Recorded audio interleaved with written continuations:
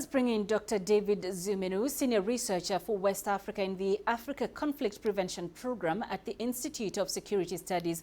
Dr. Zoummenou, thank you very much for joining us. So, although Guinea-Conakry has had a history of coups, it's been much more stable than its neighbors.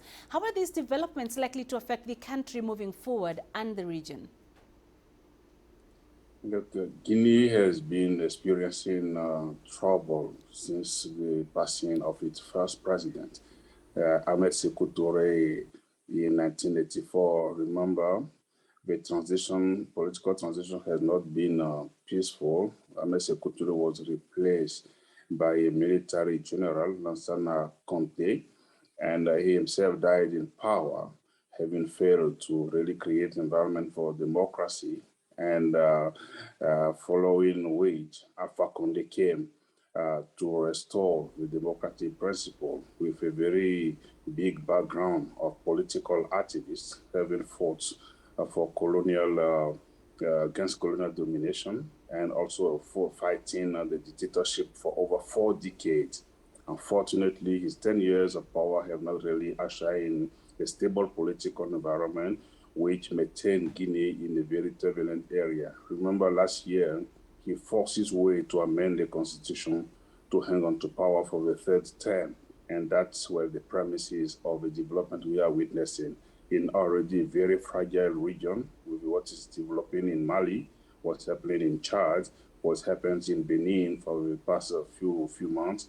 And these developments in Guinea have complicated further the stability of the West African region. Now, Dr. Zoummenou, some have argued that pre-colonial Africa had a system of governance that worked for it. But in the post-colonial era, the current system seems to be failing some of these countries. Do you agree with that school of thought?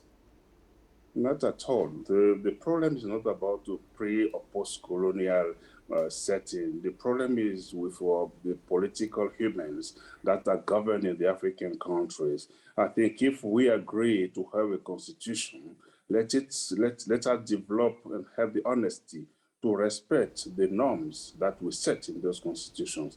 Let us work to consolidate the institutions. In many settings, we have leaders who came to power to replace the previous leaders who are accused of being a dictator, but to simply do exactly the same as the people that they were fighting against yesterday. So the challenge remains, how do we genuinely commit ourselves to create a normative framework to really infuse the institutions of the capacity to lead our countries without resorting to personal rule, without resorting to the destruction of a political architecture to promote our family interests, our friend interests, our personal interests. That is the problem that we are facing in Africa. The debate is not about the pose of pre-colonial.